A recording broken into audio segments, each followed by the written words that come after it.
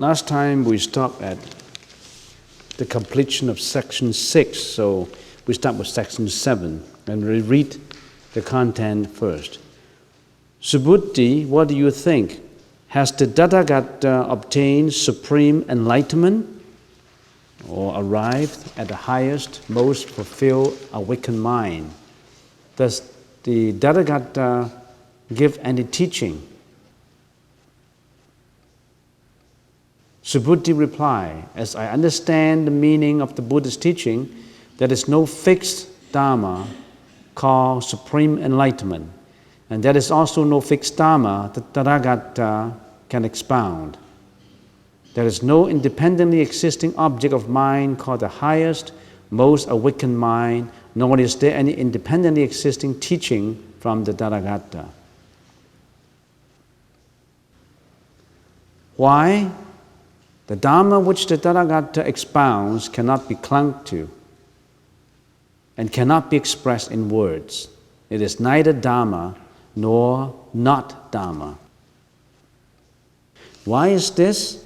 All Bhattras and Aryas differ on account of the eternal asamskrita Dharma, because the noble teachers are only distinguished from others in terms of the unconditioned.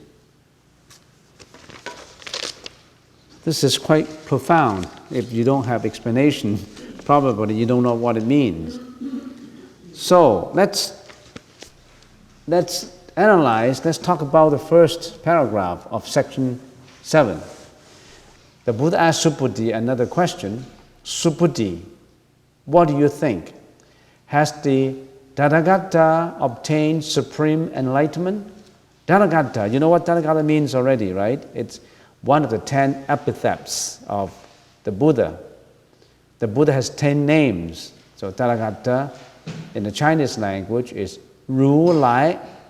It's a Sanskrit word meaning coming and going and not coming and not going.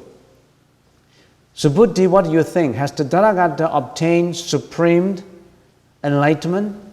If I put it in other words, the Buddha realized unexcelled perfect enlightenment?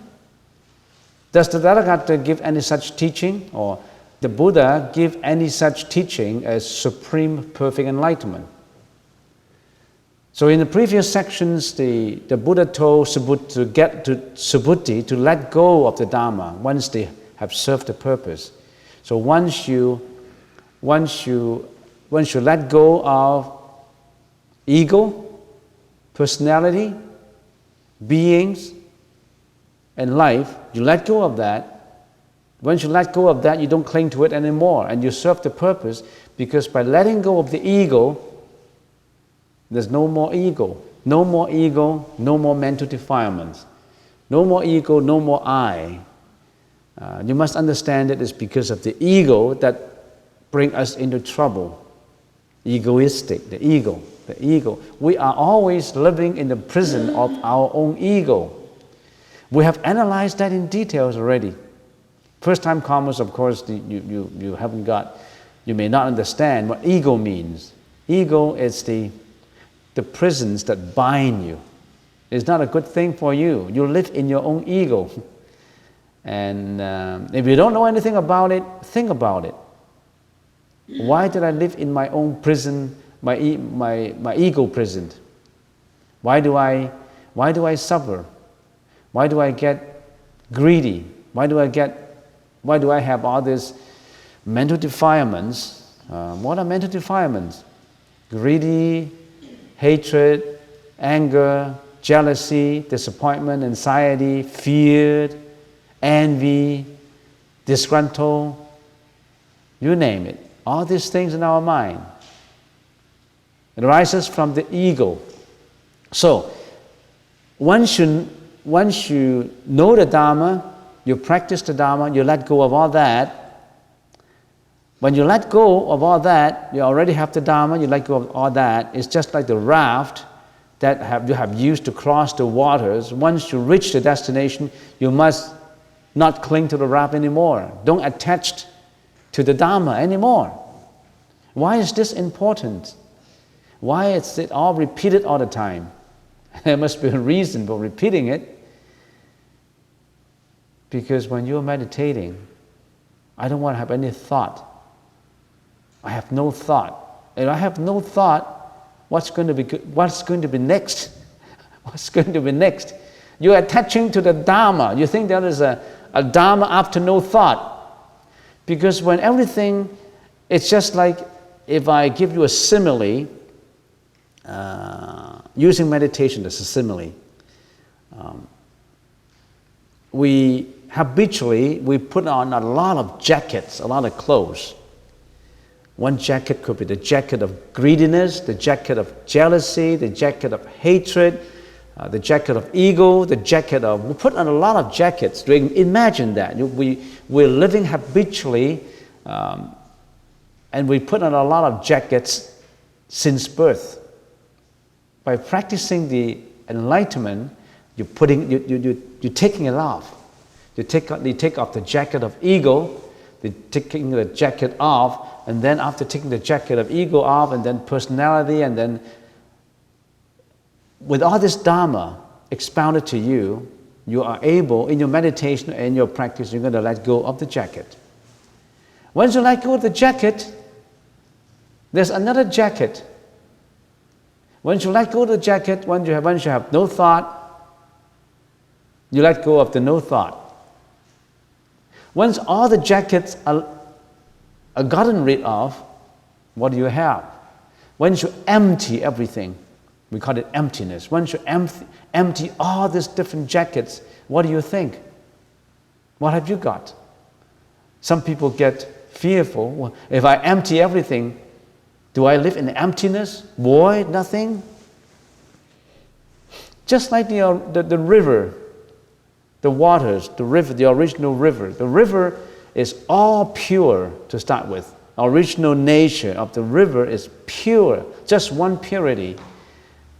And then all these pollutants come in. Pollute the river, the waters. And we are in the process of assuming that the river is in the process of taking away all the pollutants. The river is not going to worry if all the, what would I have if all, what do I feel if all the pollutants are gone? What am I? Who am I? Who am I when all the pollutants are gone? When all the pollutants are gone, you return to your original pure nature. That is your original self. When you get rid of all these mental defilements, when you get rid of greediness, hatred, ignorance, ego, personalities, being, space, time, and all that, when you get rid of all that, what have you got? What will you get? Why do you want to get something? You're always in the process of getting something. Anything you want to get is not what you should get. It's not to be obtained. In the Chinese language, 无有一法可得. There's no Dharma that we should obtain. There's no... Any Dharma you obtain is not the Dharma. If you try to obtain it, what would I got? What is the next coming to me? You don't need it. You don't need it. When you empty out everything, when you clear away all the pollutants, what comes up? Originality comes up. The real original purity nature comes up. What is that? When it comes up, you have it. Then you know it. Then you know what it is. So it's always, the very high level Dharma masters always say, when not a single Dharma left, what comes up? Prajna comes up. When nothing left, when you get rid of everything, what comes up? Nothing comes up, it's just the Dharma, the Prajna is there. So, so we should empty the dharmas, don't attach to the dharma. And then later the Buddha also told Subhuti to let go of the concept of Loka Dharma. If you talk about, oh, don't attach to the Dharma, that's the Dharma, don't attach to the Dharma. Not attaching to the Dharma is another attachment. Even no Dharma has to be forgone, has to be let go. So the Buddha knows that Subhuti has not yet grasped this meaning, that he is still attached to the no Dharma of no Dharmas. You are attached to the no Dharma of no Dharma. Hence, he raises the subject of Dharma again, and he asked the question, did the Buddha realize any such Dharma as supreme perfect enlightenment? Did the Buddha realize supreme perfect enlightenment? What is supreme perfect enlightenment? Do you know what is it in Sanskrit? Supreme perfect enlightenment. In the original Sanskrit word, the Chinese version does not translate. They didn't translate that into supreme unexcelled perfect enlightenment. They just used the original Sanskrit. Sometimes in translation, since ancient times, when the Chinese monks translate sutras into English, they set up a whole body of law of translation. In some sentences, they don't even translate the meaning. They keep the sound. Because why? Because its meaning is so profound that there's no word for it. The Chinese, there's no word for it, so just keep the sound. In this case, they keep the sound. In the Chinese language, if I repeat it, it says, did the Tathagata obtain anuttara samya sambuddhi? Or did the Buddha obtain supreme perfect enlightenment? Anuttara samya sambuddhi. What is anuttara samya sambuddhi? Anuttara is nothing would be on its top. In other words, it's unexcelled. Nothing is above it. Anuttara. A-N-U-T-T-A-R-A. Anuttara samya. Samya sambuddhi. Anuttara samya sambuddhi, it's equal, is equal and perfect. Buddhi is enlightenment. So the Buddha asked Subhuti a question, did the Buddha realize anuttara samya sambuddhi? Did the Buddha give any such teaching as anuttara samya sambuddhi? And this time Subhuti is very intelligent. He gives the right answer. The reply is, as I understand the meaning of the Buddha's teaching, there is no such fixed Dharma called supreme enlightenment. And there is also no such fixed Dharma that the Buddha, Tathagata, can expound.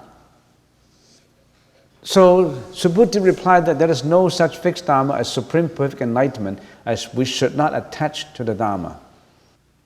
And then Subhuti gave the reason for it. Why? The Dharma which the Tathagata expounds cannot be clung to and cannot be expressed in words. It is neither Dharma nor not Dharma.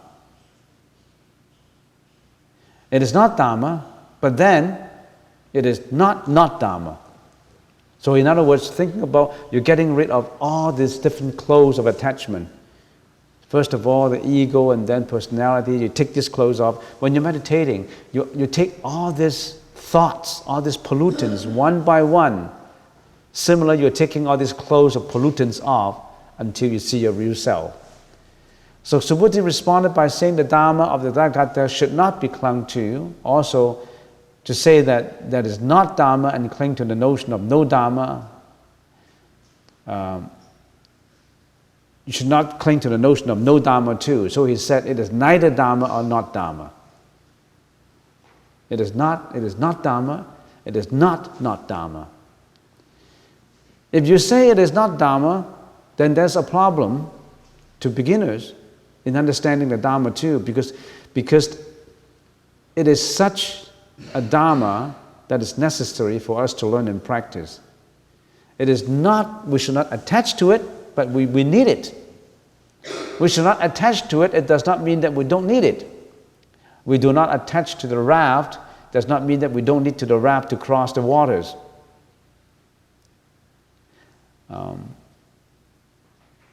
We should not forgo the Dharma. Only when we know it, then we'll let it go. So his teaching, the teaching is called Dharma, and we need it, but we do not attach to it. So to say it is Dharma is not right. To say it is not Dharma is not right. It is neither Dharma nor not Dharma. You understand what I mean? Yeah, they understand. I know you understand. Yeah. Then what is it? If it's not, it is neither Dharma nor not Dharma, then what is it? You have already got the answer. You ask, if it is neither Dharma is not Dharma, or is neither Dharma nor not Dharma, then what is it? You ask the question, then what is it? You already got the answer. It is neither Dharma nor not Dharma. Why do we have to label a name and call it certain thing?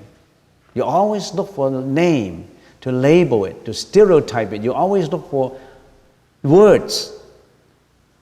The Buddha's teaching is beyond words. It's incomprehensible. You can't use a word. You always blindly believe in the magic of words, of language. You always want that label. This is good, this is bad, this is love, this is hatred, this is ugly, this is beautiful. You always want to label that. Why? Because that comes from the ego. This guy is bad, this guy is good. You always live in a world of duality and discrimination. You always to identify accordingly, according to your habits, according to your culture, according to your background. You stereotype, you label things. It's wrong. It's not that way. Here comes a good guy, he's very kind at heart, but he has an ugly face, and you label him as a bad guy because of his appearance. You don't label. So, the Buddhist teaching should not be clung to, should not be grasped as a fixed expression. It is neither Dharma nor not Dharma. Here, I already have given you the example, wearing a lot of jackets, and I already have given you the example of the river.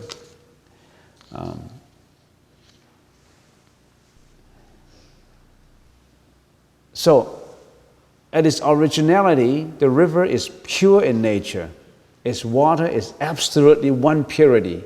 Then pollutants come in and make it dirty. Like the original mind. It's just like our mind. It is just purity. Then ignorance comes in through many causes and make it polluted. When we practice enlightenment, we're trying to purify it.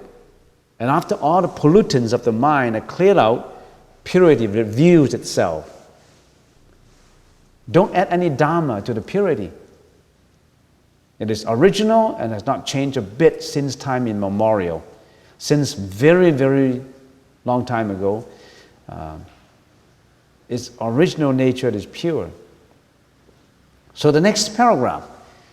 Why is this? All Bhattras and Aryas differ on account of eternal asamskrita Dharma.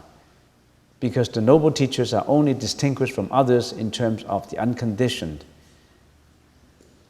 What are Bhattras and Aryas? Bhattras is a Sanskrit word.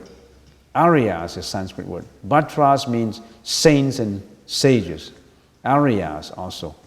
That's why we have the English word, the Aryan race. So all sages and saints, they differ on account of eternal asamskrita Dharma. What is asamskrita? Asamskrita means unconditioned, means uncreated. What is meaning of uncreated? In the Vedas, V-E-D-A-S, Vedas, very ancient Indian sutras, it usually means the word asamskrita, means uncreated, not subject to creation or destruction. Everything here is subject to creation and destruction. Every bit. All matters are subject to creation and destruction. But asamskrita, that means it's uncreated. It means it's not subject to that, not subject to causality, no causes and no effect. Things are not subject to causes, conditions, or dependent on causes and conditions. It is out of the boundary of time and space. It is eternal, it is inactive. In the Chinese language, we call it Wu Wei, the asamskrita, Lao Tzu's philosophy. That means in that state, it's beyond causes and effect. There's asamskrita. So Subhuti said, all saints and sages, because originally, what's the question being asked? The Buddha said, the Buddha said, did the Buddha realize any anuttara samya sambuddhi? Did the Buddha realize any supreme perfect enlightenment? And then Subhuti said, no, because we shouldn't be attaching to it. So the Buddha didn't realize it, and the Buddha actually didn't teach it because we should not attach to it. And his answer is, there's no such thing as a fixed Dharma. There's no such Dharma. Why did he say there's no fixed Dharma? Because Dharma appear to different people as different. Even if you are in realization, the Samskrita is realization, Wu Wei, in beyond, even if you are beyond causes and effect. In other words, you reach a certain higher level of the saints and sages, even in that level, there's differences in understanding. No fixed Dharma. And everybody's understanding in here, in our group, for example, we're all different. There's no fixed Dharma you're talking about. There's no fixed procedures, no fixed Dharma. Why? Because everybody's mind is different. How can there be fixed Dharma? There's no fixed Dharma to talk about. So you don't use just one medicine for all people. The Buddha is not using medicine, his Dharma, for all people, no. If a doctor is using one medicine for all patients, there's going to be a problem. There's no such thing. Different patients need different medicine. Different patients have different problems. How can you use one medicine to cure all patients? So there's no such fixed Dharma. Even if saints and sages, they arrive at a nirvana, a realization, they still have to practice because they have to different levels. For example, in the Theravada approach, Sravaka approach, Theravada approach, do you remember in the Theravada, or some people call it the Hinayana, and then there's the Mahayana, the southern approach and the northern approach. The northern approach, the Mahayana. The southern approach, that's what we name it, the Hinayana, or also called the Theravada. What are the stages of enlightenment in the Theravada? You still remember? The 4 levels, right? The 4 levels in the Theravada. In Burma, they practice Theravada. There's 4 levels of enlightenment approach. And they are different in the enlightenment, in their realization. What is the first level? The first level in the Pali language is Sotapanna. In the Chinese language is 出国, 第一国, the first level. It's also translated as stream enterer. If I practice meditation, I practice the 4 contemplations, Satipatthana, contemplation of the body, feeling, contemplation of mind, contemplation of Dharma. Now, these 4 contemplations are extremely intense. Last time we talked about these 4 contemplations for about only 2 or 3 months. Actually, we should go deeper into it. Last time it's only a superficial meaning. We really should go deeper into it, also through meditation. Maybe in the future we should go deeper into it. Anapanasati is the beginning of this 4 contemplation, in and out breath. But this in and out breath is sufficient for a long time for the practice. So, if you practice the 4 Satipatthana, the 4 contemplations, and if you practice so diligently, and you're successful, and entering into the stream of the sages. There's a stream for the sages, for the saints, and you enter into this. That's the first level, Sotapanna. When you're in that first level, you already have eliminated a major portion of your ego. The ego, your own ego, you already have. See, when the Theravada school, they practice, and if they attain Sotapanna, they must have done it diligently. They must have put in a lot of work. They must have practiced through observance of the precepts, practiced through meditation, practiced through wisdom, Vinaya, Dhyana, and Prajna, through these three columns. They must have practiced for a long time and very diligently, observed their precepts all the time, build up their wisdom, concentration, samatha, and vipassana. Then they become successful as a stream enterer, Sotapanna. What's the effect of that if you become a Sotapanna?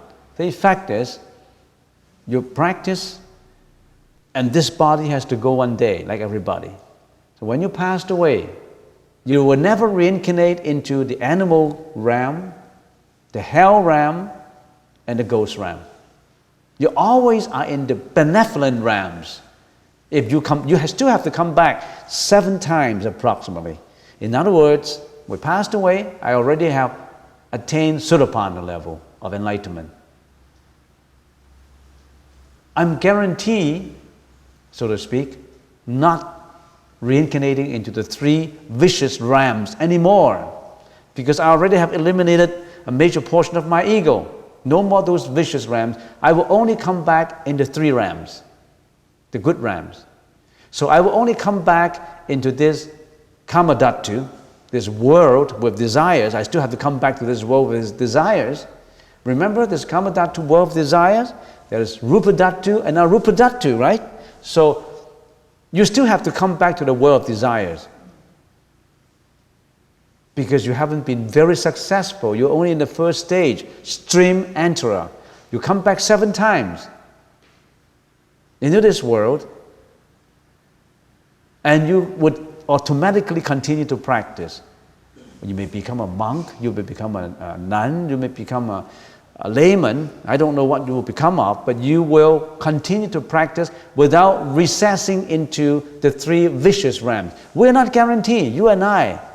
When we passed away, you're not guaranteed that whether you will get into the animal realm or not, or hell realm. We're not guaranteed, we don't know, because we haven't been successful in achieving at the Sotapanna level. You still have to come back into the 6 paths of reincarnation. You reincarnate. Who determined your reincarnation? Not Buddha. You yourself, your karma, determine where you go, what you have done. If you have done only vicious deeds, you get into the vicious realms. If you've been doing killing, lying, sexual misconduct, slandering, cursing, you're doing all kinds of bad deeds, you get into the bad realms. You're responsible for your own action, your own speech, and your own thinking. Not Buddha, not God. You yourself are responsible for your own karma. So you come back 7 times. The second level is when you passed away, because you also have eliminated another major portion of your ego, which is better than the Sotapanna level. You're in the second level. The second level, Sakadagami, is you come back 1 time. You still have to come back to the world of desire. Once, translated as the once returner. You return once, still have to return once to this world of desire, which is better than 7 times, once. And then the Anagaman is non-returner. You don't return to the world of desire anymore, because you successfully have achieved the 3rd level. You don't return to the world of the Kamadhatu. You are in Rupadhatu. You are practicing in there until you become the Arahat. You are in Dhyana level, the heaven level. That's the 3rd level. Of course, that's not the ultimate place you should go. You don't come back to the world of desire anymore. In there, there's only happiness. In here, we have to struggle for a living. We have to get a job, we have to work hard to earn money, to earn your bread, your living. But in there, only happiness. No worry about livelihood. You just practice in there. One life, you could be the arahat. That's the third level. Why? Because in your practice of Anuttara Samaya Sambuddhi, you have eliminated more and more of our ego. You see how our ego gets us into trouble? It's the ego that's responsible for our reincarnation. So once you arrive at the fourth level, the arahat, you're out from reincarnation. No more reincarnation. You're in nirvana. Arahat, in nirvana.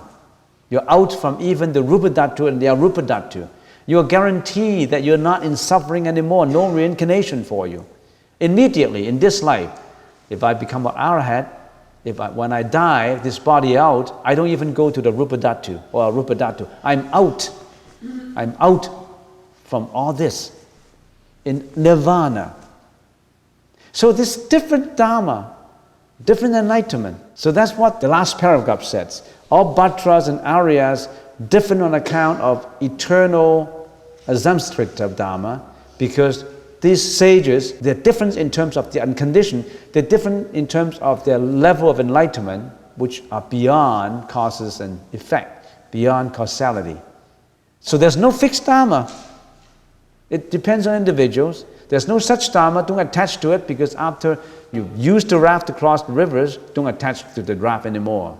No more dharma, don't attach to dharma anymore. So in this section 7, it says, don't attach to dharma, don't attach to no dharma, and there's no such thing as a fixed dharma, because all these levels are different. And you just continue to practice. When you use the dharma, you get rid of the first jacket, you use another dharma to get rid of the second jacket. And don't worry about where would I go after I attain at this level. Don't worry about that. Don't label it as a dharma. Don't think that what is that dharma? What is that Buddha nature? What is that purity? Don't worry about it, because it comes up. Its original nature comes up. And don't label it. Don't stereotype it. It returns to its real nature. And it is exactly that purity that we are arriving at.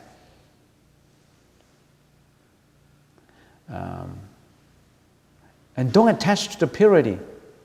I'm looking for that Buddha nature, purity. You don't have to look for it, it's there. Why do you have to? The river does not have to look for its original purity. It's just being polluted. When the pollutants are there, polluting it, it doesn't lose its nature. When the pollutants are out, there's no addition to the nature, to its nature. There's no losing, no gaining, no arising, no diminishing, no creation, no destruction. Why do you have to identify it habitually, like creation, and this is created, this is going down, this is going up? Why do you have to attach discrimination to it? No need. So this is what this section is all about. So when you practice meditation, you just continue. Don't worry about, where would I go? I've been practicing this, and I don't see myself going anymore. Then I go to the library to search another book, borrow another tape. Then I go to another Buddhist center looking for another teacher.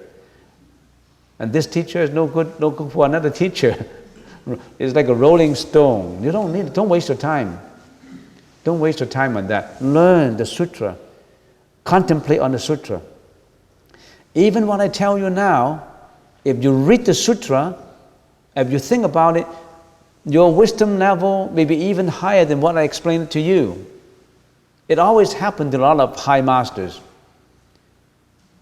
in the first 10 years after they get ordained, when they read the Diamond Sutra, they interpret it in this way. Another 10 years, they interpret it in a different way. It's the same words. In the first year, mountains are mountains, rivers are rivers. In the second year, mountains are not mountains, rivers are not rivers. In the third year, mountains are mountains and rivers again.